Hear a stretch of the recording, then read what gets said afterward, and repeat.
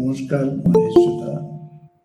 শ্রী শ্রী ঠাকুর, শ্রী শ্রী মা ও স্বামীজি মহারাজের শ্রীচরণে আমাদের সাষ্টাঙ্গ প্রণাম নিবেদন করে আমাদের আজকের অধিবেশন শুরু করছি। পূজনীয় মহারাজকে আমাদের সবাইকার পক্ষ থেকে ভক্তিপূর্ণ প্রণাম জানাই। আজকে আমরা স্বামী শারদানন্দজির পত্রমালার দ্বিতীয় পর্বের আলোচনা করব। আমাদের আলোচনা শুরু হওয়ার আগে সোমা আমাদের একটি গান গেয়ে শোনাচ্ছে। সোমা। মহারাজ শুরু করছি।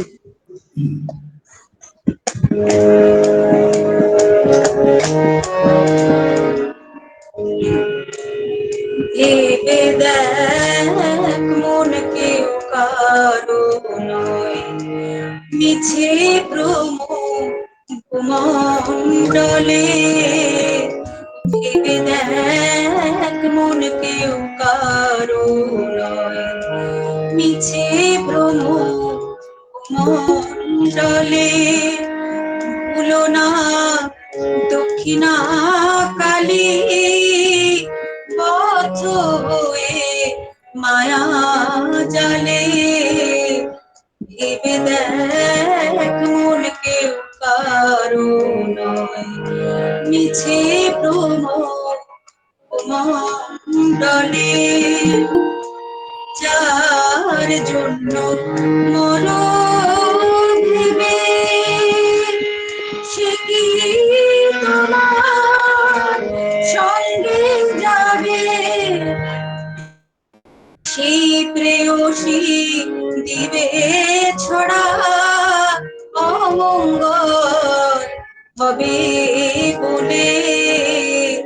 ভেবে দেখ মন কেউ কারো নয়, মিছে ভ্রম মণ্ডলে। দিন দুই দিনের জন্য ভাবে কর্তা বলে সবাই মানে, সে কর্তারে দেবে ফেলে।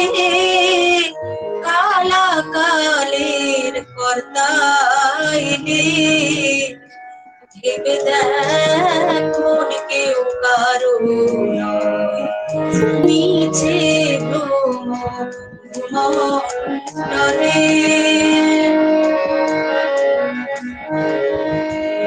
শ্রীরাম প্রসাদ বলে সমন যখন ধরবে চুলে।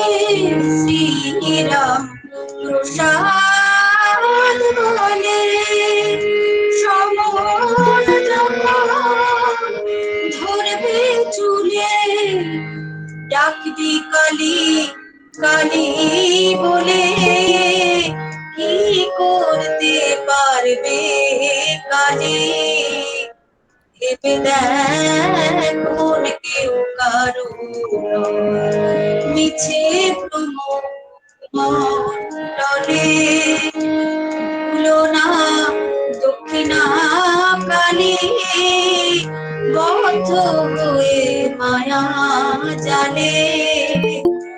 ভেবে দেখ মন কেউ কারো নয়, মিছে ভ্রম মণ্ডলে। ভেবে দেখ মন কেউ কারো নয়, মিছে ভ্রম মণ্ডলে।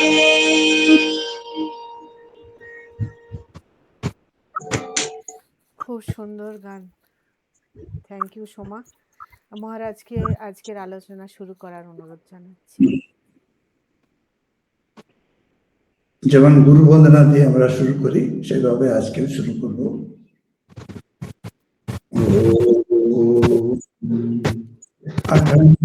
अखण्डमण्डलाकारं व्याप्तं येन चराचरं तत्पदं दर्शितं येन तस्मै श्रीगुरवे नमः। हरि ओम।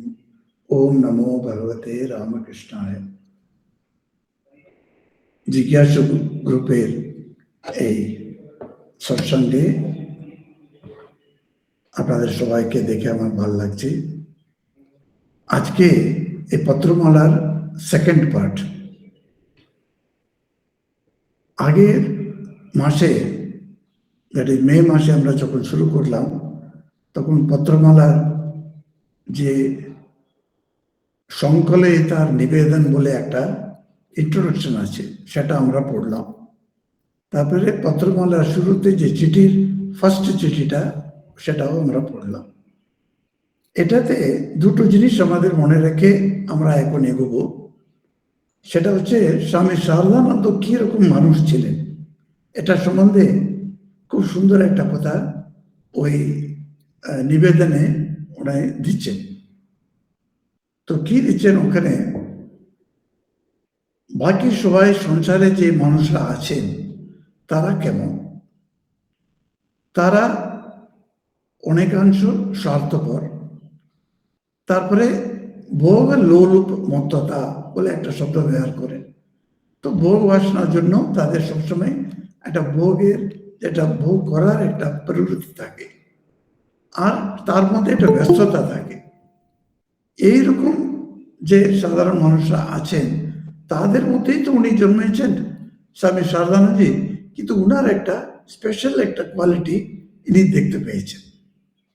কি দেখতেন উনি? উনি বলছেন এটা কদাচিৎ দেখিতে পাওয়া যায় বলছেন, তার মানে খুব রেয়ারলি দেখা যায় এরকম। মানে সকল কার্যেই পরামর্শে অন্যদের জন্যই জীবনকে যাপন করছেন। হ্যাঁ, অন্যদের জন্য উনি নিজের জীবনটা যাপন করছেন পরার্থে। আরেকটা হচ্ছে উনি ভগবানের প্রীত্যর্থে উনি পরার্থে করছেন, ঠিক আছে। এরকম অনেক সোশ্যাল ওয়েলফেয়ার পিপল আর দেয়ার, তারা কিন্তু পরার্থেই করে, কিন্তু ভগবানের প্রীত্যর্থ বলে ওরা করে না, ওরা একটা সোশ্যাল সার্ভিস হিসাবে করে। কিন্তু সারদানন্দজি তা নয়, উনি ভগবানের প্রীতির জন্য উনি এটা করছেন। সেই রকম সারদানন্দজির উনার যে লেখাটি, এই যে পত্রগুলি লিখেছেন, কেমন ওই লেখাটি, এটার সম্বন্ধে একটা লাইন উনি বলছেন। জিজ্ঞাসু ব্যক্তিদের, যারা যারা জিজ্ঞাসু, তার মানে কোশ্চেন করে, প্রশ্ন করে, তারা জানতে চাইছে, তারা জিজ্ঞাসু। এই গ্রুপটাও তো নাম জিজ্ঞাসু বলে না। এখানে লেখা আছে জিজ্ঞাসু ব্যক্তির সন্দেহ ভঞ্জন ও কল্যাণ কামনা। এটা হচ্ছে ওনার একান্ত সহানুভূতি হইতে প্রত্যেকটি কথা নিশ্চিত হইত। তার মানে দেখুন, ওনার যে এক একটা সেন্টেন্স উনি লিখছেন চিঠিতে, ওটার একটা মূল কারণটা আমরা জানতে পারছি। উনি সন্দেহ ভঞ্জন করতে চান, তারপরে যে চিঠি পাবে তার কল্যাণ হোক, এটা উনি চান। কিভাবে করছেন? ওটা একান্তে একটা সহানুভূতি আছে ওনার, সেই সহানুভূতির জন্য উনি করছেন। তো এইগুলি দেখে আমরা ফার্স্ট চিঠিটা আমরা পড়লাম। এইবার এই চিঠিটা পড়বেন কে? আমি পড়বো মহারাজ। সোমা। ঠিক আছে, হ্যাঁ, সোমা পড়ো। দ্বিতীয় চিঠিটা শুরু করছি। পেজ নাম্বারটা বলো, চিঠি নাম্বারটা বলবে। পেজ নাম্বার 3, পেজ নাম্বার 3, 2 নম্বর চিঠি। শ্রী শ্রী রামকৃষ্ণ শরণম, শ্রী রামকৃষ্ণ অদ্বৈত আশ্রম, লাকসা, কাশিদাম, 29/1/21 তারিখে লিখিত। শ্রীমান, তোমার 21 তারিখের পত্র যথাকালে পাইয়াছি। গত 20 তারিখে আমরা শ্রী মহারাজের সহিত কাশীতে আসিয়াছি। এখানে কিঞ্চিত অধিক 1 মাস থাকা হইবে। শ্রী মহারাজ ও আমরা ভালো আছি। নন কোঅপারেশন বা অসহযোগ হাঙ্গামা যতদিন না বন্ধ হয় ততদিন স্টুডেন্টস হোম অর্থাৎ ছাত্রাবাসের ছাত্রদের বাড়িতে পড়ানোই ভালো। আমাদের ছাত্ররা যাহাতে কিছু লেখাপড়া ও কোনরূপ কাজ শিখিয়া নিজের পায়ে দাঁড়াইতে পারে, এই পর্যন্ত লক্ষ্য রাখাই আমাদের কর্তব্য। উহা বাড়িতে পড়াইয়াও হইতে পারে। আমাদের আশীর্বাদ তুমি জানিবে ও সকলকে জানাইবে। ইতি শুভানুধ্যায়ী শ্রী শারদানন্দ। Very good. তো এই সেকেন্ড চিঠিটা আমরা পেয়েছি এখানে। এখানে অ্যাজ ইউজুয়াল উনি শুরু করছেন শ্রী রামকৃষ্ণ শরণম। ওটা খুবই ভালো। আমরা অনেকেই ওটাই আমরা আমাদের চিঠিতে আমরা ইউজ করি। ভক্তদের চিঠি ভক্তদের কাছ থেকে যখন চিঠি পাই তারাও এটা অনুসরণ করেন, শ্রী রামকৃষ্ণ শরণম বলে লিখেন। এখানে উনি লিখছেন, তো মহারাজের সহিত, শ্রী মহারাজ মানে আমরা জানি স্বামী ব্রহ্মানন্দ মহারাজ, উনার সঙ্গে সারদানন্দ মহারাজ কাশী এসেছেন। কাশীতে 1 মাস থাকার একটা প্ল্যান ওদের আছে বলে বোঝা যাচ্ছে। এখন এই চিঠিতে উনি স্পেশালি একটা স্টুডেন্টস হোম সম্বন্ধে বলছেন, ছাত্রাবাস। এই যে ছাত্রাবাসটা আমাদের students home Kolkata Ramakrishna mission বলেই, ওটা কোন সেন্টারকে বোঝায় এটা কেউ বলতে পারবেন? বেলঘরিয়া। বেলঘরিয়া। বেলঘরিয়া, নট নরেন্দ্রপুর, নট অন্য জায়গা। তো স্টুডেন্টস হোম বললেই ওটা বেলঘরিয়া স্টুডেন্টস হোম। বেলঘরিয়া কয়জন গিয়েছেন আমি জানি না, যারা যারা বেলঘরিয়া গিয়েছেন তারা জানবে। ওটা খুব ভালো একটা বিরাট একটা ইনস্টিটিউশন হয়ে দাঁড়িয়ে আছে আজকে। যখন শুরু হলো বাই স্বামী নির্বেদানন্দ মহারাজ, উনি একজন ছিলেন খুব ভালো মানুষ। তো উনি ছোটবেলা থেকে স্বামীজির কথাগুলি পড়ে ওনার ভীষণ একটা ইন্সপিরেশন হয়েছে। সেই ইন্সপিরেশন হওয়াতে ওই 17-18 বয়সে উনি একটা স্কুল তৈরি করলেন, একটা ছোট বাচ্চাদের নিয়ে পড়াতে শুরু করলেন। আর সেই সময় উনি বাড়ি থেকে 20 বয়স যখন আসে তখন বাড়ি থেকে বেরিয়ে এই স্কুলে গিয়ে থাকতেন। উনি ওই ছোট্ট একটা বাড়ির একটা ভাড়াটা নিয়ে ওখানে থাকতেন, আর ওখানে উনি বাচ্চাদের পড়াতেন। সেটাই পরবর্তীকালে সেটা 1916-এ শুরু হলো সেই ওনার ছোট্ট স্কুলটি। সেটা বড় হয়ে 1954-এ বেলঘরিয়াতে এসে, তার আগে অনেক জায়গাতে ছিল স্কুলটি, বিভিন্ন জায়গাতে ঘুরে ঘুরে ঘুরে ঘুরে পরবর্তীকালে ফাইনালি বেলঘরিয়াতে এসে পড়লো।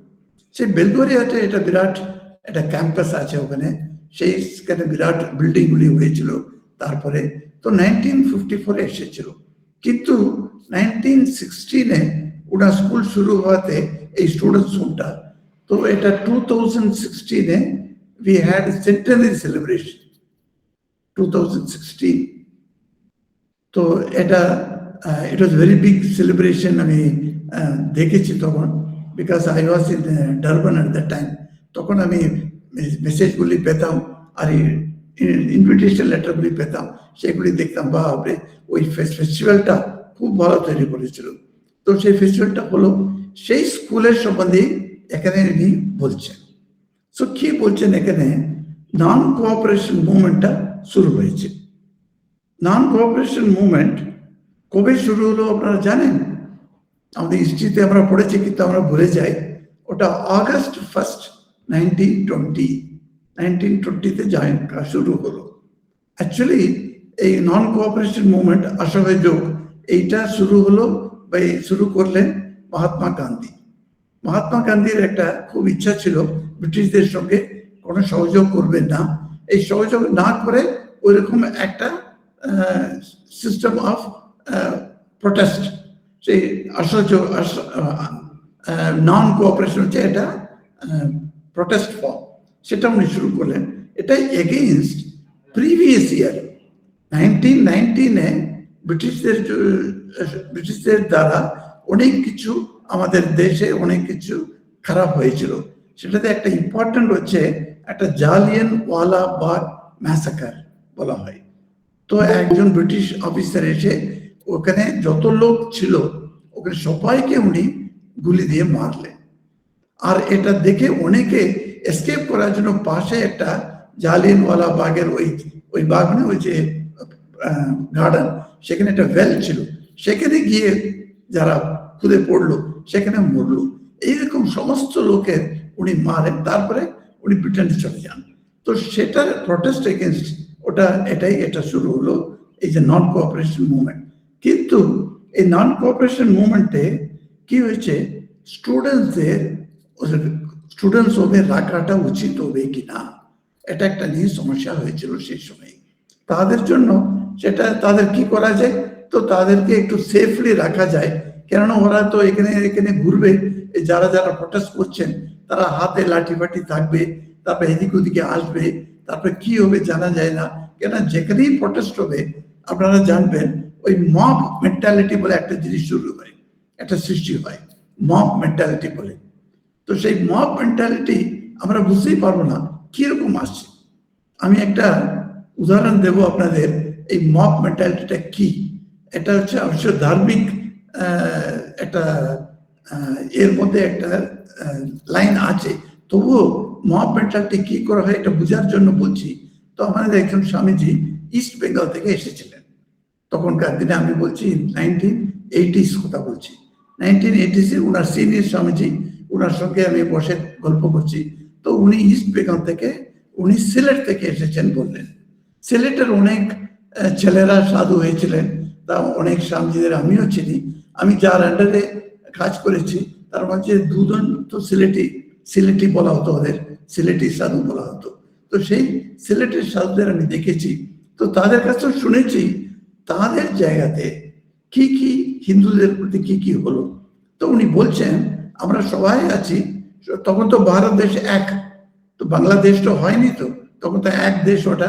তো এক দেশের মধ্যে ওরা সবাই ফ্রিডম মুভমেন্টের জন্য সবকিছু যোগ চলছে, কিন্তু তার বাড়ির আশেপাশে অনেকগুলি মুসলিম সমূহের লোকেরা ছিল। তারা এর বাড়িতে আসতো, এর মায়ের সঙ্গে কথা বলতো, অনেকদিন নুন নিয়ে যেত বাড়ি থেকে, অনেকদিন চিনি দরকার হলে নিয়ে যেত, কিংবা ডাল নিয়ে যেত। ওরা আসতো, এরাও যেত ওদের বাড়িতে, ওদের যে মুসলিম ত্যোহারগুলি হয় না সেই সময় এরা যেত ওদের বাড়িতে, ওদেরকে খাওয়াতো।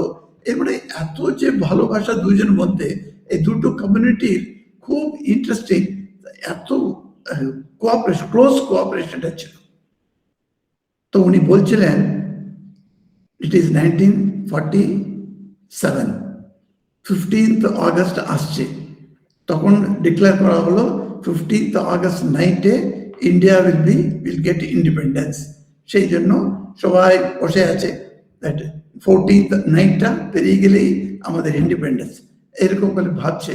তখন রেডিওতে ডিক্লারেশন আসছে এই সিলেট দেশটা ইন্ডিয়ার সঙ্গে থাকবে। তখন প্রচন্ড ওখানকার যত হিন্দু ছিলেন তারা সবাই খুব হাততালি দিয়ে বাইরে এসে মিষ্টি খাওয়াচ্ছে সবাইকে, মুসলমানকেও খাওয়াচ্ছে, কেন তারা সবাই পাশের বাড়ি, তো সবাই নেইবার্স। আর নেইবার্স গুলি কত যে আত্মীয়তা ছিল তাদের মধ্যে, সেটা আগে আমি বলেছি। তো উনি মহারাজ বলছেন আমরা সব মিশিয়ে দিলাম। তারপরে 1 ঘন্টার বাদে আরেকটা অ্যানাউন্সমেন্ট আছে, না না না এটা ভুল হয়েছে, সিলেট হচ্ছে ওটা ইন্ডিয়াতে থাকবে না, ওটা হচ্ছে ইস্ট পাকিস্তানের মধ্যে যাবে। এটা হচ্ছে হিস্টোরিক্যাল ঘটনা আমি বলছি। তো এটা অ্যানাউন্স করলো, যেমনি সেই অ্যানাউন্সমেন্টটা হলো কি হয়েছে দেখুন, মব মেন্টালিটি যেটা বলা হয়। সেই স্বামীজি আমাকে বলছেন, বলার সময় উনার চোখ দিয়ে জল। আমি বুঝতে পারিনি কেন উনি বলার আগেই চোখে জল এসে গেছে, আমি বুঝতে পারিনি। আমিও স্তম্ভিত হয়ে বসে আছি, ওনার কথাটা শুনে যাচ্ছি। উনি বলছেন দেখো ভাই, তখন যে মব মেন্টালিটি যেটা শুরু হলো মুসলিমদের মধ্যে, আমি তোমাকে কি করে বুঝাবো। তারা এতদিন পর্যন্ত এই পাশের বাড়ির লোকেরা আমাদের সঙ্গে যেভাবে ব্যবহার করলো আত্মীয় লোক মতো, তারাই আমাদের বাড়িতে এসে চুর মার করে আমার বোনকে, দিদিকে ধর করে নিয়ে গেল রাস্তার মধ্যে। এটা কি আমি কোনোদিন বুঝতে পারবো বলে উনি খুব দুঃখ করে বললেন। তখন আমি দেখলাম এই যে মব মেন্টালিটি যখন হয়, তখন ইন্ডিভিজুয়াল পার্সোনালিটি যেটা আছে সেটা লুপ্ত হয়ে যায়। ইন্ডিভিজুয়ালি তুমি খুব ভালো লোক থাকতে পারো, কিন্তু মবের সঙ্গে তুমি যদি থাকো, তখন মবটা যেটা করবে, যেটা বলবে, সেটাই তুমিও করবে। এটা অনেকের কন্ট্রোলের বাইরে। এই মব মেন্টালিটি থেকে বেরিয়ে এসে আলাদা দাঁড়িয়ে থাকা, এটা খুবই কম লোক আছে। তো এইগুলি হবে বলে তো সারদাজি মহারাজ খুব জানেন ভালো করে। সেই জন্য এই বাচ্চাদের ভালো করে রাখতে হবে স্টুডেন্টস হবে। এদের কিছু ডেঞ্জার হয়ে যায় এই নন কোঅপারেশন মুভমেন্টের প্রটেস্টেশন যখন আসবে রাস্তাতে, কিছু ডেঞ্জার না হয়। তখন উনি বলছেন সেই শ্রীমান ম, সেই মকে উনি লিখছেন, তো বলছেন আমাদের ছাত্ররা যাহাতে কিছু লেখাপড়া ও কোনরূপ কাজ শিখিয়া নিজের পায়ে দাঁড়াইতে পারে, এই পর্যন্ত লক্ষ্য রাখাই আমাদের কর্তব্য। এটার জন্য ওদেরকে এখানে রেখে কোনো ডেঞ্জের মুখে যদি পাঠানো, এটা তো ঠিক নেই। তারপর ওরাও তো বেরিয়ে যাবে, ওরাও যাবে, আমরাও এই প্রটেস্ট্যান্টদের সঙ্গে যাব, তখন কি হবে? তখন এই কাজটা হবে না। এই যে লেখাপড়া আর কোনো কাজ শেখাবার জন্য যে উদ্যম, সেটা হবে না।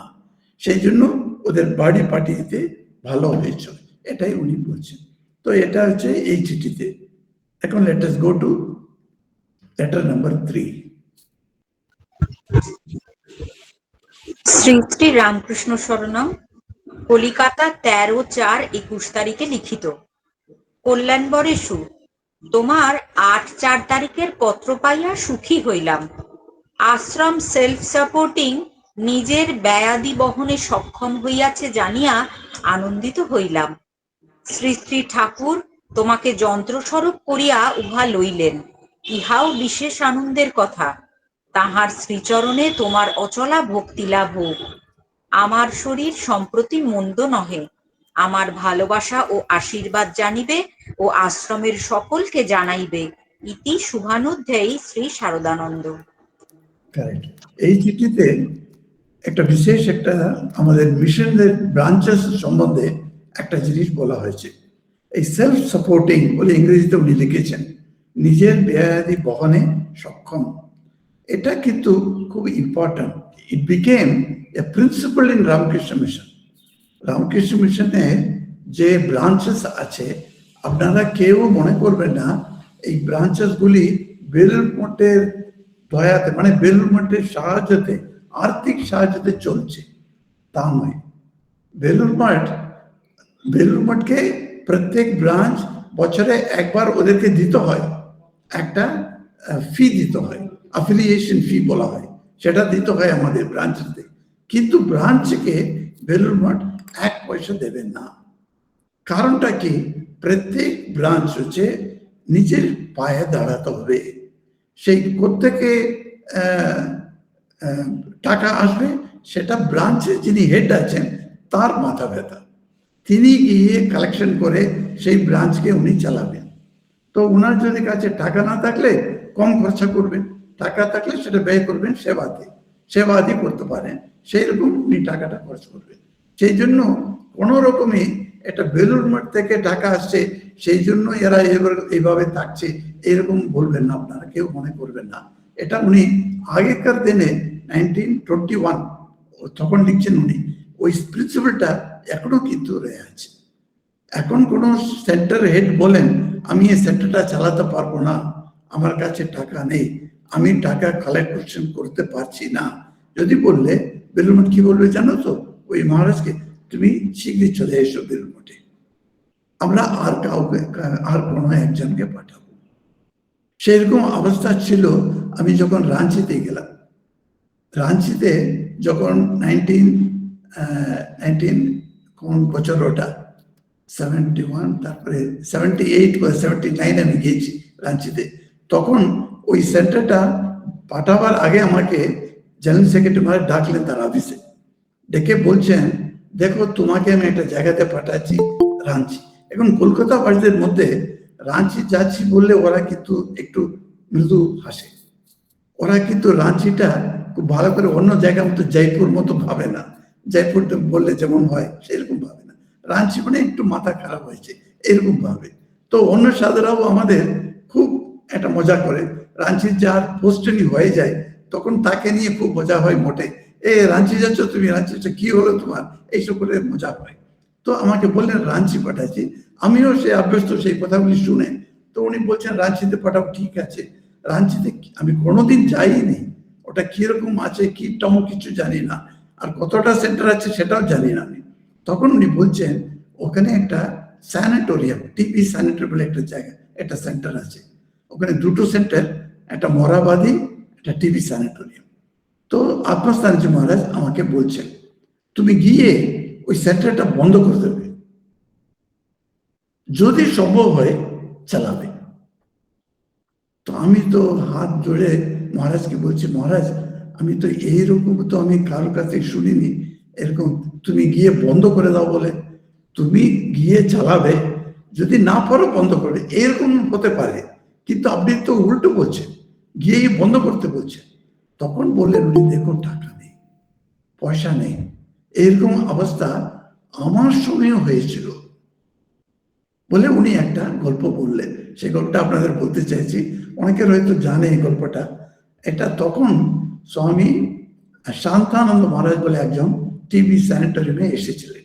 ইট ওয়াজ 1948-49। তখন আত্মস্থানজি মহারাজ ওখানকার অ্যাসিস্ট্যান্ট সেক্রেটারি, রাঞ্চি স্যানিটোরিয়ামের টিবি স্যানিটোরিয়ামের অ্যাসিস্ট্যান্ট সেক্রেটারি।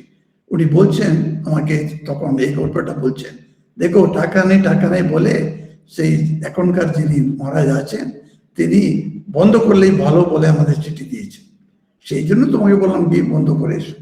কিন্তু বন্ধ হতে দিল না শ্রী মা। সেই ঘটনাটা তোমাকে বলছি বলে আমাকে বুঝালেন। কেন এটা বললেন, আমি গিয়ে যেন বন্ধ না করি, ওখানে গিয়ে মাকে প্রার্থনা করে মায়ের কাছ থেকে আশীর্বাদ পেয়ে ওই সেন্টারটা ভালো করে চালাতে পারি, এই আমাকে প্রোৎসাহিত করার জন্য উনি আমাকে এই গল্পটা বললেন। এটা গল্প না, এটা আসলে এটা একটা হ্যাপেনিং, এটা হ্যাপেন্ড। তো কি হলো, স্বামী শান্তানন্দ মহারাজ এসেছেন। উনি অনেক সময় ওনার কুটিয়া, যারা স্যানিটোরিয়াম গিয়েছেন, আমি জানি না কতজন আপনারা দেখেছেন, এটা one of the best place in the world, I should say, beautiful place. 285 acre land আমাদের ওখানে, এটা বিরাট একটা এস্টেট। সেখানে টিবি স্যানিটোরিয়াম, এটা হসপিটাল, ওটা 150 বেড হসপিটাল। আর তখনকার দিনে আমি যখন গিয়েছি তখন শুধু টিবি পেশেন্টরাই থাকতো 150 বেডে। আর চারিদিকে শাল গাছ ভর্তি, 10,000 উপরে শাল গাছ ওখানে আছে। শুধু শাল গাছ নাই, তারপরে আম গাছ আছে, তারপরে অন্য গাছও ছিল। আমাদের প্রত্যেক দিন, আমি ওখানে 8 বছর ছিলাম, 12 বছর ছিলাম। ওই 12 বছরে প্রত্যেক দিন কিছু না কিছু ফল পেতাম পঙ্গতে এসে যখন বসতাম মর্নিং ব্রেকফাস্টে, ওই ফলটা কিন্তু বাইরে থেকে কিনা নেই, আমাদের আশ্রমের গাছের ফল। তার মানে দেখুন 12 মান্থস পুরো আমাদের ফল আসতো ওখানে। সেইভাবেই আত্মসানজির সময় ওরা গাছ লাগিয়েছেন, ওরা বিভিন্ন রকম গাছ আছে সেখানে। সেই স্যানিটোরিয়ামে উনি আছেন, উনি তার কুটিয়ার সামনে দাঁড়িয়ে আছেন। তখন তখনকার মহন্ত মহারাজ, উনি ওখান থেকে, ওনার নাম হচ্ছে বেদান্তানন্দ বলে নাম, ওনার ডাক নাম হচ্ছে অনুকূল মহারাজ। অনেক পুরনো ভক্তরা হয়তো ওনাকে চিনতেন, অনুকূল মহারাজ ওইদিকে যাচ্ছেন। খুব ওনার মুখটা খুব খারাপ, ওনার চেহারাটা অত্যন্ত খুব স্যাডেন্ড ফেস, ওটা নিয়ে উনি যাচ্ছেন। তখন শান্তানন্দ মহারাজ ডাকছেন, এ অনুকূল এদিকে আয় বলে ডাকছেন।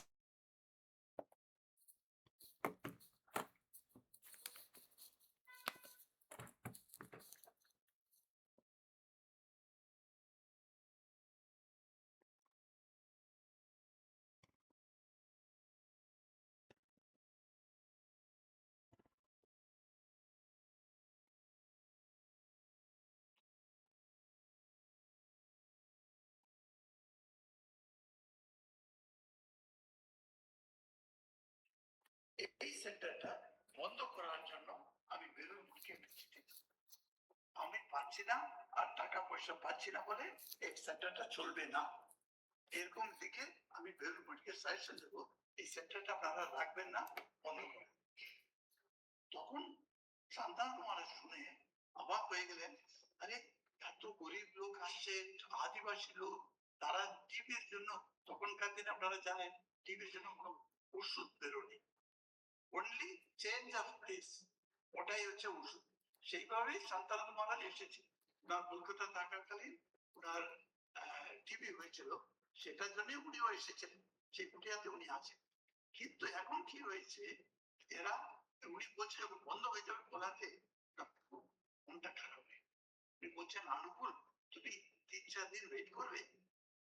তখন কি জন্য প্রতিজ্ঞা করতে হবে এখন? তো উনি বলছেন আমি মায়ের সঙ্গে কথা বলে তোমাকে জানাচ্ছি। ওনার যদি ইচ্ছা হয় তো বন্ধ হওয়ার, হ্যাঁ বন্ধ হবেই তো, ওটাতে কেউ বাধা দিতে পারবে না। কিন্তু মাকে আমি জিজ্ঞেস করিনি বন্ধ করা উচিত কিনা। তখন উনি চলে এলেন। উনি তখন অ্যাসিস্ট্যান্টকে ডাকছেন, কে অ্যাসিস্ট্যান্ট? স্বামী আত্মস্থানজি করে ওনাকে দেখে বলছেন, ভাই আমি গেলাম সকালবেলা, সন্তান মহারাজ আমাকে বললেন, কিন্তু আমি বুঝতে পারছি না, লোকটি তো বুড়ো হয়ে গেছে, আধ্যাত্মিক ভাবে খুব উন্নত, কিন্তু বয়সের জন্য হয়তো কিছু হ্যালুসিনেশন হতে পারে, উনি এরকম বলছে। তখন আত্মস্থানজি ওনাকে বললেন, না মহারাজ আমরা একটু ওয়েট করি না। কেন? আমরা এক্ষুনি আজকে চিঠি দিতে হবে তা তো নেই, ওয়েট করি। উনি তারপরে মায়ের সঙ্গে কথা বলে কি বলছেন সেটাও জেনে নিই আমরা, বলে উনি আশ্বাসন দিয়ে সব চুপ হয়ে গেলেন। তারপরে 3-4 দিন পরে অনুকূল মহারাজ আবার ওইদিকে যাচ্ছেন। এই সময় শান্তানন্দ মহারাজ বাইরে দাঁড়িয়ে আছেন কুটিয়ার বাইরে। ওই কুটিয়াতে এত কত কিছু হয়েছে ওই কুটিয়াতে, বাপরে। সেখানে উনি বসে দাঁড়িয়ে আছেন বাইরে, আর অনুকূল মহারাজকে দেখে উনি ডাকছেন আবার, অনুকূল চলে আয়, চলে দৌড়ে আয় বলে উনি ডাকছেন। তো অনুকূল মহারাজ খুব তাড়াতাড়ি হয়ে চলে গেলেন ওনার কাছে, প্রণাম করে বলছেন, মহারাজ একটু বলুন। দেখ আমি মাকে ডাকলাম, শ্রী মা এই কুটিয়ার মধ্যেই এলেন, পাশে চেয়ার ছিল ওখানে বসলেন, আমি আমার খাট থেকে উঠে বসলাম, আর শ্রী মা বললেন, বেটা বাবা তুমি কেন আমাকে ডাকলে, এরকম করে জিজ্ঞেস করলেন। তাহলে মা তোমার কি কিছু অজানা আছে?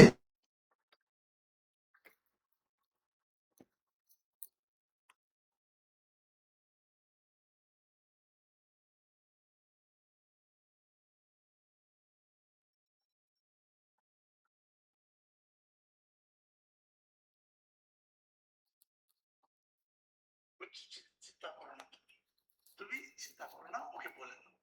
ব্যাস মা চলে। এই দেখো মা এসে আমার সাথে কথা বললেন এই রুমের মধ্যে, এই কুটিয়ার মধ্যে।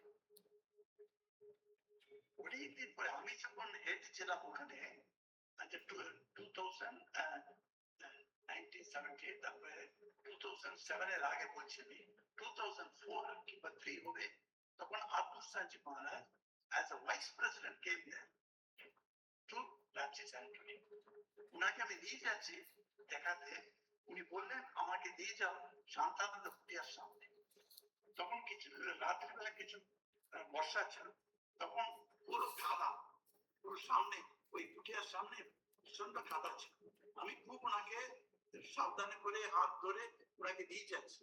ওনার সঙ্গে ওনার সেক্রেটারি বিমলাল আনন্দজি ছিলেন, যিনি এখন ভাইস প্রেসিডেন্ট, উনি ছিলেন, তারপর অন্য অন্য সেবকরা ছিলেন, আর অন্য ভক্তরা ছিলেন। আমরা যাচ্ছি, ওই কুটিয়ার সামনে এসে উনি সাষ্টাঙ্গ প্রণাম করেছেন, মানে ওই মাটির উপরে ওনার শরীরটা পড়ে গেল, সাষ্টাঙ্গ প্রণাম। আমি তো আবার, কেন ওই কাদার মধ্যে কেউ সাষ্টাঙ্গ প্রণাম করতে পারে আমি তো বুঝতে পারিনি। তারপরে আমরা সবাই ওনাকে উঠালাম, তুললাম, তুলে উনি বলছেন, দেখ এখানে মহারাজ ছিলেন, কত বছর ছিলেন? 10 বছর ছিলেন। এইরকম জায়গাতে কত কিছু কাণ্ড এখানে হয়ে গেছে। আরে বাবরে, এই জায়গাটি এমন রেখেছো তুমি। আমি তখন জাস্ট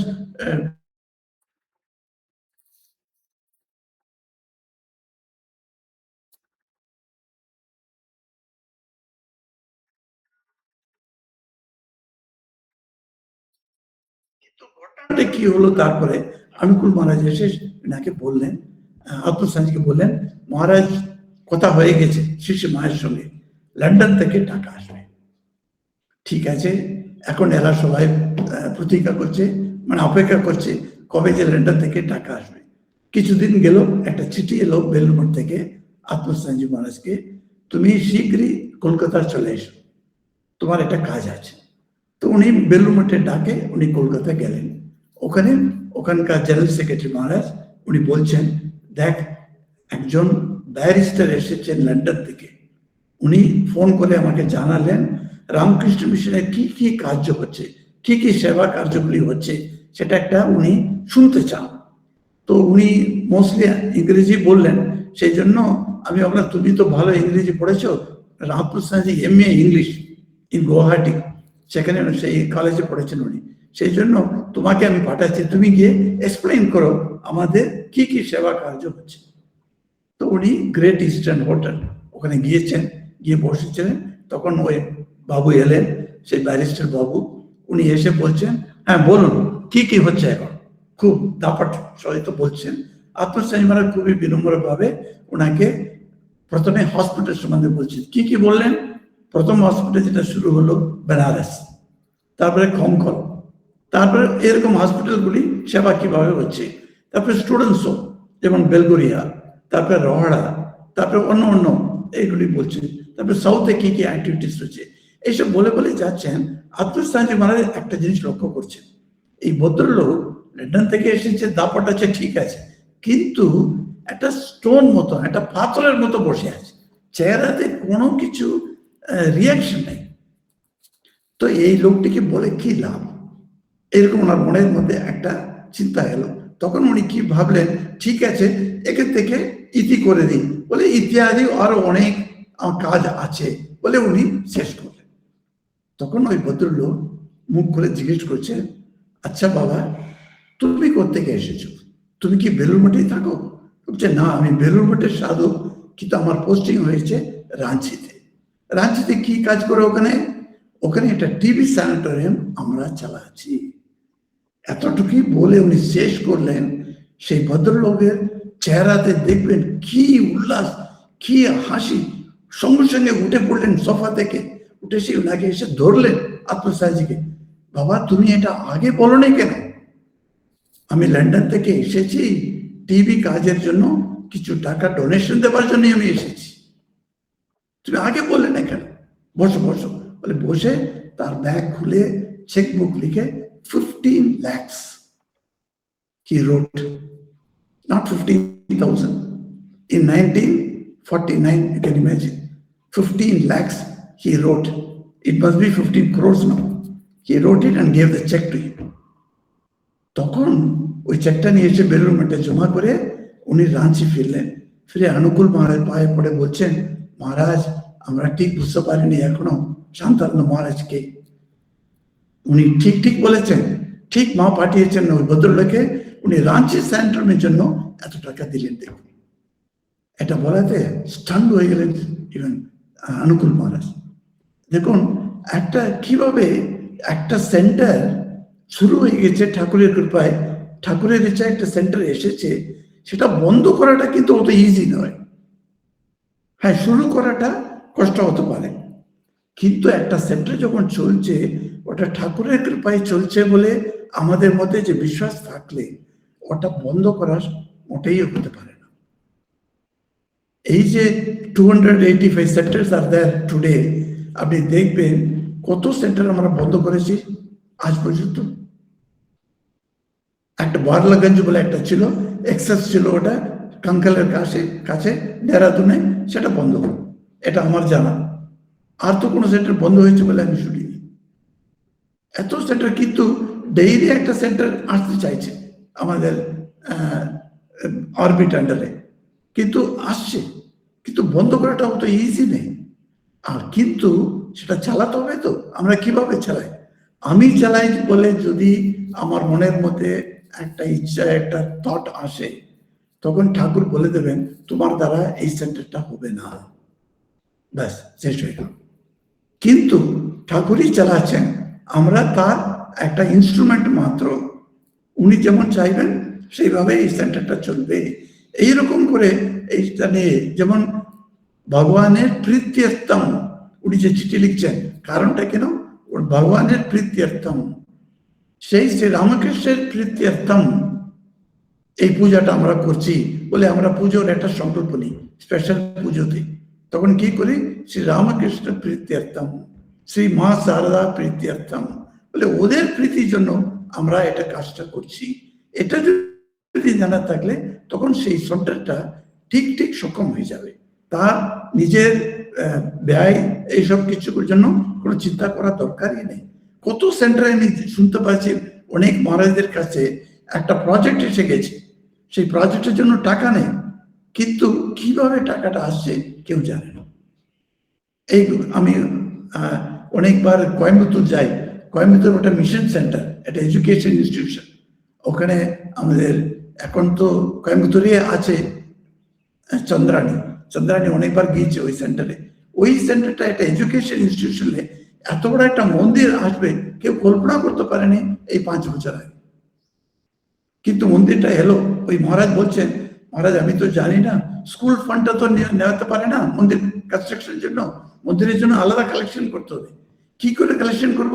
আমি তো কাউকে চিনি না। উনি বলছেন আমি সিম্পল লোক এখানে বসে আছি, স্কুলটা চালায়। কিন্তু ওই মন্দিরের জন্য about 13 crores. How it came, I do not know, but it came. That mandir stands today, so beautiful temple. তো সেই জন্য ঠাকুর যদি চান এটা আমি করাবো, একে দিয়ে করাবো, এটা দিয়ে এই হবে বলে চান, নিশ্চয়ই উনি পাঠাবেন। এই ফেথ আমাদের আছে বলে অনেক চ্যাপ্টার যাচ্ছে।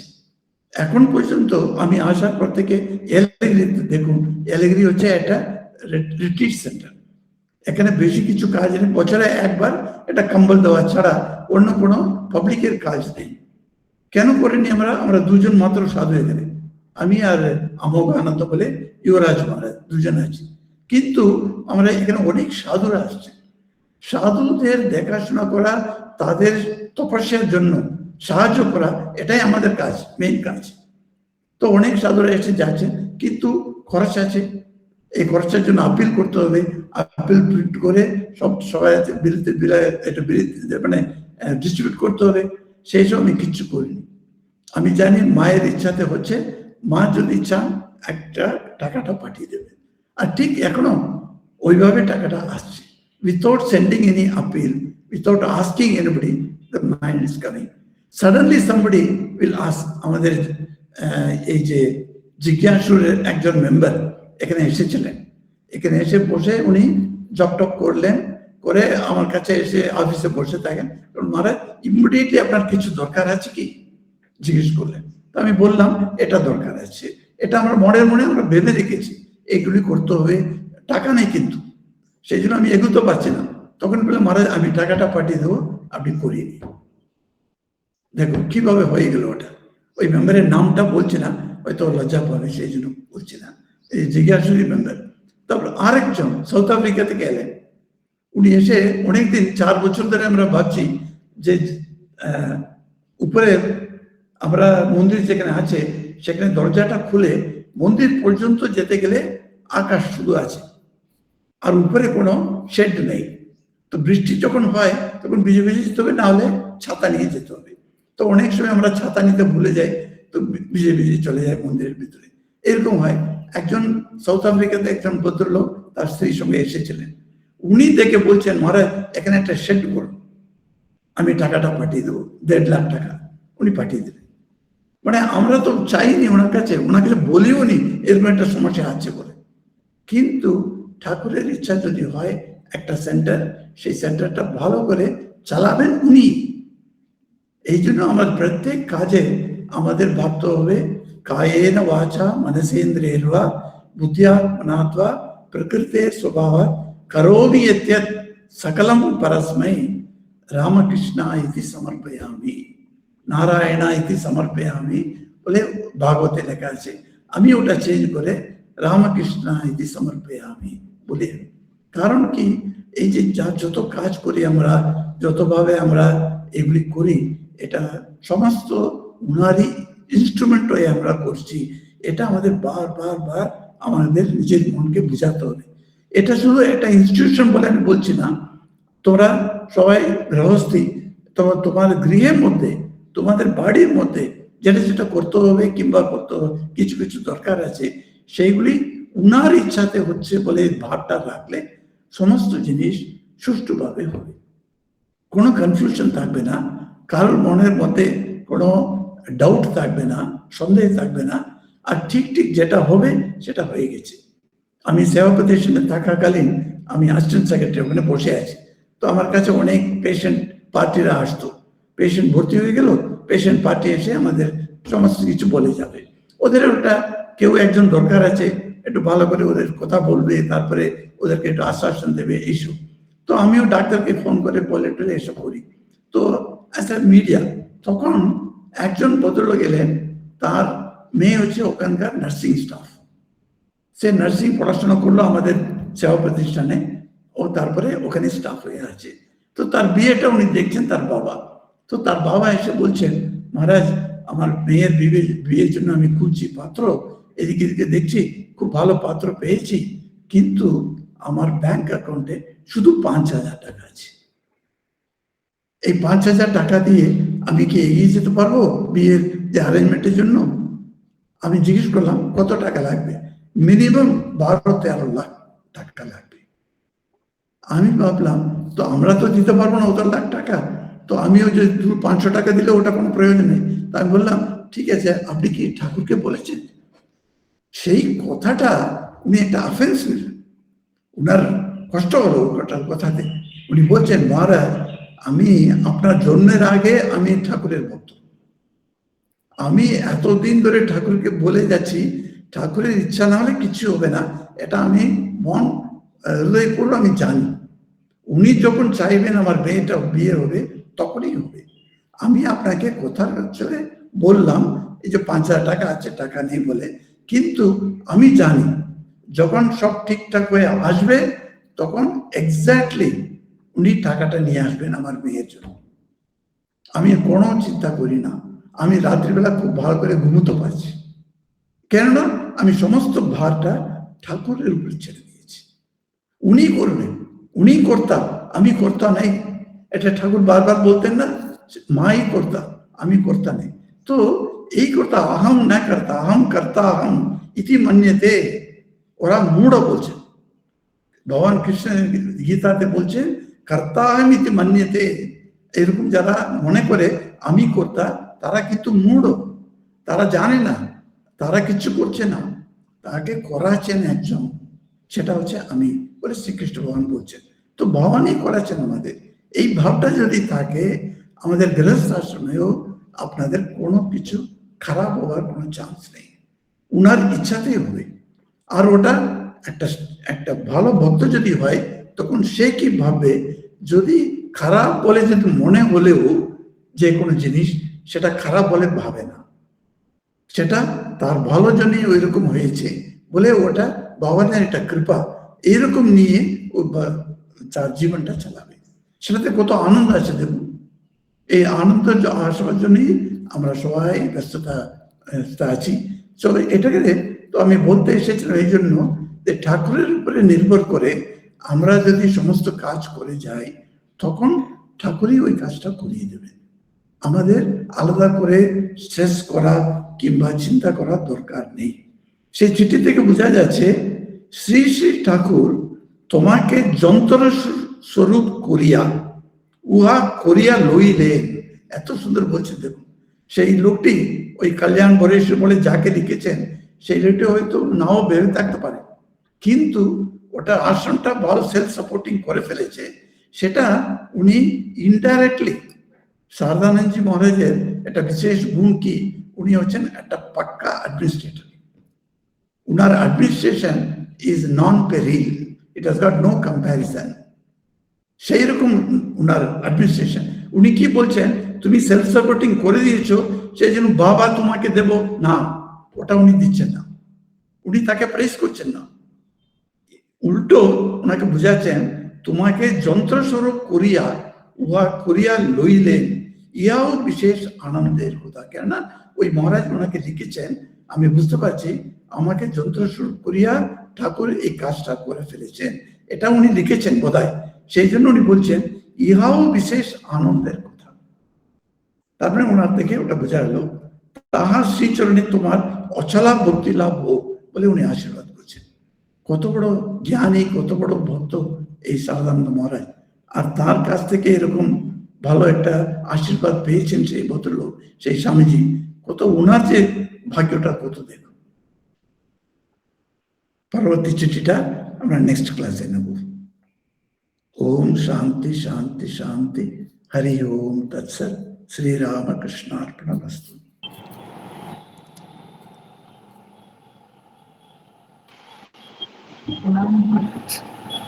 কারোর যদি কিছু প্রশ্ন থাকে তাহলে মহারাজকে আমাদের জীবনের কিছু অনুভূতি থাকলে বলতে পারেন। আলপনাদি হাত তুলেছেন। ওনাকে এসেছে। Very good. মহারাজ আজকে পুরনো কথা সব মনে করিয়ে দিলেন একদম আপনাকে হচ্ছে ব্রাঞ্চ থেকে চোখে দেখা আত্মস্বরানন্দজিকে ষষ্ঠাঙ্গ প্রণাম করতে করতে শান্তানন্দ কুটিরে যাওয়া, তার হাসপাতাল পরিদর্শন, মমতার সঙ্গে প্রত্যেকটি পিলার যেন ওনার ছেলে এরকম ভাবে ঘুরছিলেন উনি, সেই কথাগুলো মনে পড়ে গেল। আর মহারাজ আপনিও যখন জয়েন করেছিলেন তখন আমাদের স্যানিটোরিয়ামের অবস্থা খারাপ ছিল, কি করে তারপরে চেঞ্জ হয়ে গেল। তো এতদিনের পুরনো কথা শুনে খুব খুব ভালো লাগলো আজকে। আমার ভক্তি কতটা আছে আমি আছে বলে বলতে পারছি না, কিন্তু আমি যখন গেলাম ওখানে, ওই যে বন্ধ করতে তো আদেশ দিলেন মহারাজ আমাকে, কিন্তু ওটা বন্ধ হয়নি। তারপরে বেশ চললো, আর টাকাটা কোত্থেকে আসে আমরা বুঝতে পারতাম না, অনেক জায়গা থেকে টাকা চলে এলো। পেশেন্টদের ভালো করা হলো, পেশেন্টদের ভালো খাওয়া দাওয়া দেওয়া হলো। আপনারা শুনেছেন কিনা জানি না, রাঁচিটা হচ্ছে ঝাড়খণ্ডের মধ্যে পড়ছে। ওখানকার যে আদিবাসী পেশেন্টরা ওরা কেউ ভেজিটেরিয়ান নয়, নন ভেজিটেরিয়ান। সেই জন্য ওদের মাসে না সপ্তাহে একদিন সানডেতে ভেজিটেরিয়ানিজম, কিন্তু বাকি 6 দিন মধ্যে ওদের 4 দিন মাংস দেওয়া হতো আর 2 দিন মাছ দেওয়া হতো, তার ডিমটা প্রতিদিন। কেননা টিবি পেশেন্ট ওরা ভালো করে না যদি খেতে পারে তখন ওদের যে টিবি রোগটাই সারাতে যেতে পারতো না, সেই জন্য ওই রকম। তো সেই সব জন্য প্রচুর টাকা দরকার আছে, সেই টাকাটা আসতো, মায়ের কৃপায় এসেছিল। Very good. মালবিকা একবার হাত তুলেছিল। জানি না, তারপরে ঘন্টা বেজে গেল, তাই জন্য আমি ভাবছি যে জানা বলা উচিত হবে কিনা। না, প্রণাম স্বামীজি। হ্যাঁ, না মানে সেই শান্তানন্দ স্বামীর এই গল্পটা শুনে থাকলেও বারবার শোনার মতো, খুব ভালো লাগছিল। আর এই যে কুটিরের ভেতর মা এসেছেন আর ওনার সেই এত সহজ সম্পর্ক মায়ের সঙ্গে, এইটা ওয়াজ অলওয়েজ মানে very inspiring to listen to. সেইটাই মা ভাবছিলাম। যখন শরীরে ছিলেন তখনই ওনার কাছে গিয়ে বলছে, উনি ছোট বাচ্চা তো তখন বাচ্চার মধ্যে কথা বলতেন, আর মা শরীর যাওয়ার পরেও মাকে উনি আনতে পারতেন, এটাই উনি ডাকছেন, মা আসছেন। এটাই ওই প্রসঙ্গে তো ওই ওনারই একটা পার্টিকুলার কোটেশন খুব আছে, যে উনি মাকে জিজ্ঞেস করেছিলেন যে তুমি যখন থাকবে না তখন আমার প্রশ্ন আসলে কি করব, আর ওনার সেই মায়ের ইনস্ট্রাকশন ছিল না যে তুমি তখন নির্জন বাস করবে, খুব কম কথা বলবে, যতটা না দরকার সেটা বলবে না, আর প্রার্থনা করবে। তুমি নিশ্চয়ই আমার ইনস্ট্রাকশন পাবে, যদি না পাও জানবে তোমার মন তখনও তৈরি হয়নি, ইউ শুড ওয়েট। তো সেই এটাতে যে সেই বিশ্বাস নিয়ে উনি সেই করতেন। তো এই শান্তানন্দ স্বামীজিরই কি ওই যখন উনি ওনার প্রথম টিবি হয়েছিল, স্বামী শ্রীধরানন্দজি যখন ওনার সেবক ছিলেন, সেই এটাতে হয়েছিল না? ওখানেই হয়েছিল, রাঁচিতে হয়েছিল ওই ঘটনা। ও ওটা রাঁচিতে, ও আচ্ছা আচ্ছা, ওই ঘটনা রাঁচিতে উনি ছিলেন তখনই এটা হলো। আচ্ছা, আর কে আরেকজন হাত তুলেছেন, সম্প্রীতি মুখার্জি। হ্যাঁ মহারাজ প্রণাম। আমি তো সরি কোথায় চলে গেলাম, নতুন, বাট আমি জামশেদপুর থেকে মহারাজ। আর আমি এই ওখানে গিয়েছি রাঁচির ওই আমাদের স্যানিটোরিয়াম এতে, আর ওখানে আমি গেস্ট হাউসে থেকেছি আর অনেক পুরোটা ঘুরেছি। শান্তানন্দ কুটিরের কথা এত মনে পড়ছে। আর আলপনা আমার খুব চেনা, আমাদের আরেকটা গ্রুপে আছে আলপনা। আমি গেছি মহারাজ, সেই জন্য খুব বেশি করে মনে পড়লো, তাই জন্যই আমি বলছি যে খুব খুব ভালো লাগে ওই জায়গাটাতে। ইভেন দা পেছনে যে অত গাছ, সমস্ত জায়গাটা ঘুরেছি, আর মন্দিরটা তো কোনো তুলনা নেই, এত ভালো লাগে। থেকেছি আমি ওখানে শ্রী শ্রী মায়ের একটা রেলিক্স আছে সেই বেদির ভিতরে। ও রেলিক্স আছে, রেলিক্স আছে। ও আর সেটার জন্যই ওখানে আমাদের 10th প্রেসিডেন্ট মহারাজ বীরেশ্বর আনন্দ মহারাজ উনি এসে ছিলেন। ওটা ওই বেদির মধ্যে রেখে বেদিটা ক্লোজ করা হয়ে গেছে। অনলি দি হেয়ার মায়ের যে হেয়ার হ্যাঁ পিসটা, হ্যাঁ ওকে সেই জন্য ওখানে গেলেই উনি দেখো না, উনি যখন জেনারেল সেক্রেটারি ছিলেন 20 বছর, যে বীরেশজি মহারাজ প্রতি বছর 1 সপ্তাহের জন্য চলে আসবেন রাঁচিতে স্যানিটোরিয়ামে, ওখানে এসে উনি মন্দিরে অনেকক্ষণ বসে থাকতেন। তো ওই রিলিক্স আছে বলে এটা স্পেশাল একটা স্পেশাল একটা অ্যাটমসফিয়ার ভাইবস। আর মৌসুমীও গিয়েছে রাঁচিতে অনেকবার। হ্যাঁ মহারাজ।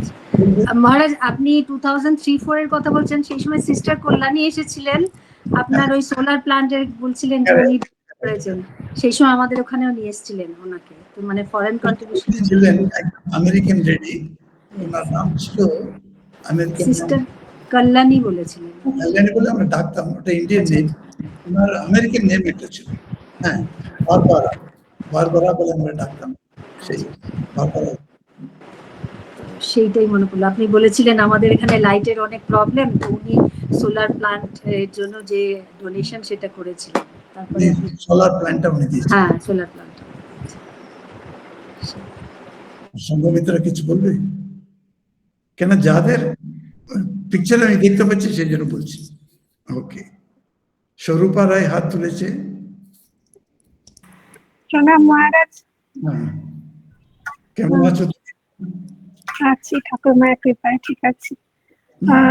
ওই আপনি যেটা বলছিলেন তখন যে নির্ভরতার কথা, যে আমাদের গৃহস্থ জীবনেও যে নির্ভরতার কথা আপনি বলছিলেন, সেই নির্ভরতা আমাদের কি আমাদের পুরুষকার দিয়ে তৈরি হয়, মানে জব ধ্যান করতে করতেই তৈরি হয়, নাকি ঠাকুরের কৃপাতেই সেটা আসে? এখন ওই যে পুরুষাকার বলছো না, সেটা আমরা নর্মালি বলি, এই পুরুষাকার থাকলেই ওটা মানে god helps those who help themselves, এইসব আমরা ছোটবেলা থেকে শুনে আসছি। কিন্তু আলটিমেটলি তুমি দেখলে উনার ইচ্ছাতেই তোমার পুরুষাকারটাও কাজ করছে, উনারই ইচ্ছা। সমস্ত জিনিস ইউ লিভ ইট টু নির্ভরতা, মানে it's called complete self surrender বলা হয় না, ওই কমপ্লিট সেলফ সারেন্ডার, ওটা হচ্ছে ওটাই কমপ্লিট নির্ভরতা। নির্ভরতা মানে সেটাই কমপ্লিট হতে হবে। আমরা হয়তো 80% আমাদের আছি, আর 20% আমরা নিজের পোশাকার দিয়ে আমরা কিছু করব বলে ভাবছি, কিন্তু তা নয়। Everything comes from him only, he only makes you do tapasya, he only makes you sleep, he only makes you do japa. এই জন্য সমস্তগুলি উনার উপরে ছেড়ে দাও। তো নির্ভরতা মানে সেটাই কমপ্লিট, উনি যা করাচ্ছেন সেটা করব। ওই যে রামের ইচ্ছা বলে এটা ঠাকুর করতে না, এটা হচ্ছে কমপ্লিট নির্ভরতা। ইয়েস, প্রণাম মহারাজ। থ্যাংক ইউ মহারাজ। প্রণাম। যখন আপনি বললেনই, নাম নিলেন, তখন একটু যে শ্রীমৎ স্বামী লোকেশ্বরানন্দজি মহারাজের কাছ থেকে শোনা, যে নরেন্দ্রপুর যখন একদম শুরুতে যখন উনি তখনও এমনি গিয়েছে যে একদম স্টুডেন্টদের নিয়ে, কিন্তু তাদের খাবারের ব্যবস্থা, রেশন কেনারও পয়সা নেই, তো অমনি একটা কষ্টকর সময় ছিল। তখন ওইভাবে কেউ হঠাৎ দরজা নক করে অনেক টাকা দিয়ে গেল যাতে একবারে, মানে ঠিক এরকমই আর কি। সেই জন্য এটা হচ্ছে একটা দুটো সেন্টারে নেই, সেই জন্য কোনো সেন্টার বন্ধ করতে পারবে না তুমি, এটাই বলছি। কেন ওনার ইচ্ছাতে যেটা হয়েছে কি করে বন্ধ হবে? যতই সমস্যা আসতে পারে সেই সমস্যা ট্যাকল করার জন্য ঠিক ঠিক মহারাজেরও উনি পাঠিয়ে দেন, সেই জন্য ওটা হয়ে যাবে, ওনার ইচ্ছাতে হচ্ছে এটাই। আর কেউ আছে কি? প্রণাম মহারাজ। হ্যাঁ, নমস্কার মহারাজ, আমাদের গৃহস্থদের পক্ষে পুরোপুরি নির্ভরতা কিভাবে আসবে? আমরা মাঝে মাঝে তো হতাশ হয়ে যাই, কোনো সময় কোনো ভালো কিছু যখন হয় তখন ভাবি ঠাকুর মায়ের ইচ্ছা হয়েছে, কিন্তু খারাপটা যখনই হয় তখনই মেনে নিতে টাইম লাগে, বা পুরোপুরি নির্ভরতা যে এটাও খারাপটাও ঠাকুর হয়তো মা বা ঠাকুর চাইছেন সেই জন্যই হচ্ছে, এটা পুরোপুরি নির্ভরতা কিভাবে আসবে আমাদের মধ্যে? সেটা একটা খুবই ইম্পর্টেন্ট এই কথাটা।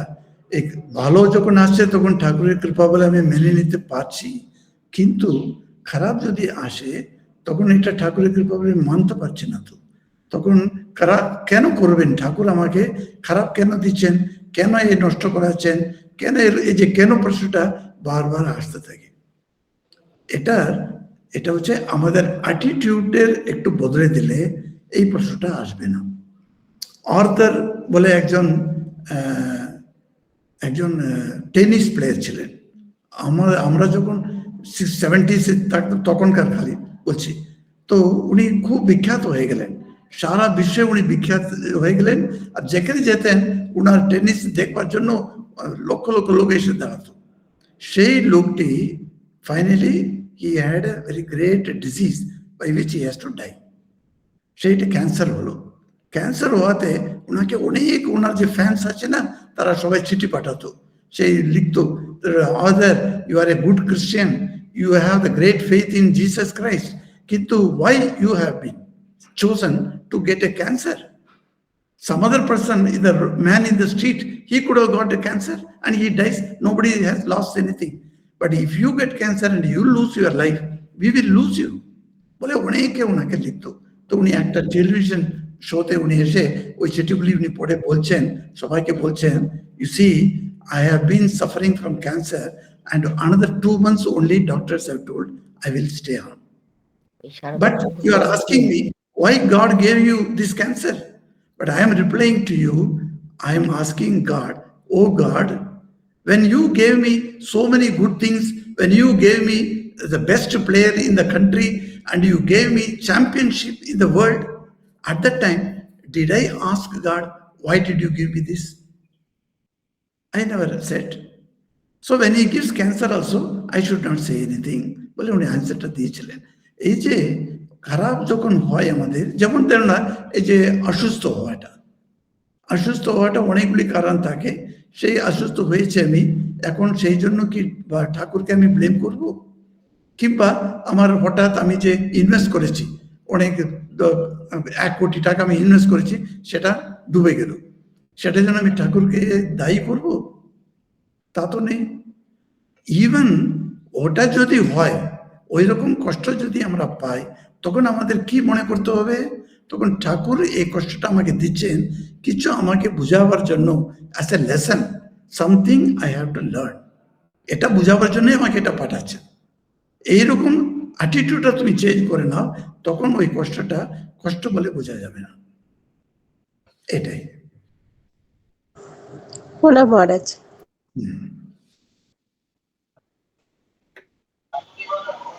মহারাজ, আমি অমিত কথা বলছিলাম। অমিত, আচ্ছা, নমস্কার। আমি জানতাম না। নমস্কার মহারাজ। আমি হাতটা কি করে দিতে হয় আমি জানি না, সেই জন্য বিনা হাত দেওয়াতেই আমি চলে এলাম। আমার একটা জিনিস মনে হচ্ছে, তাই আপনার কাছে একটু নিবেদন করছি, যে মোমবাতিও থাকে, দেশলাইও থাকে, কিন্তু ওই দেশলাইটা জ্বালিয়ে মোমবাতিতে দিলে তবে ঘরটা আলোকিত হয়। তো আপনার এই কথাগুলো যখন শুনতে পাই, তখন মনে হয় এ যেন ওই ম্যাচিস দিয়ে মোমবাতিটা জ্বালিয়ে দিচ্ছে। আমার প্রণাম নেবেন মহারাজ। নমস্কার। Thank you very much for your kind words.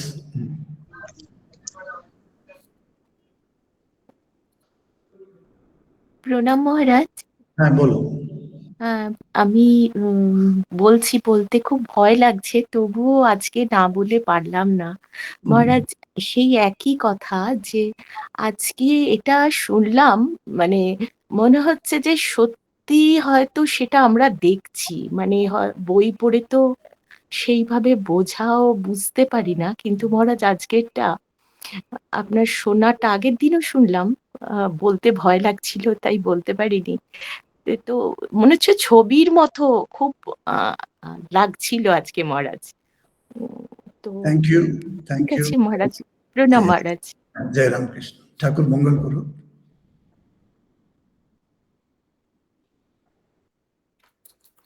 আর তাহলে কারোর কোনো প্রশ্ন নেই, আমরা তাহলে কি আজকে শেষ করতে পারি? জয় Thakur. Durga to everyone. Thank you. প্রণাম মহারাজ। প্রণাম। প্রণাম মহারাজ। প্রণাম মহারাজ। মহারাজ। প্রণাম মহারাজ।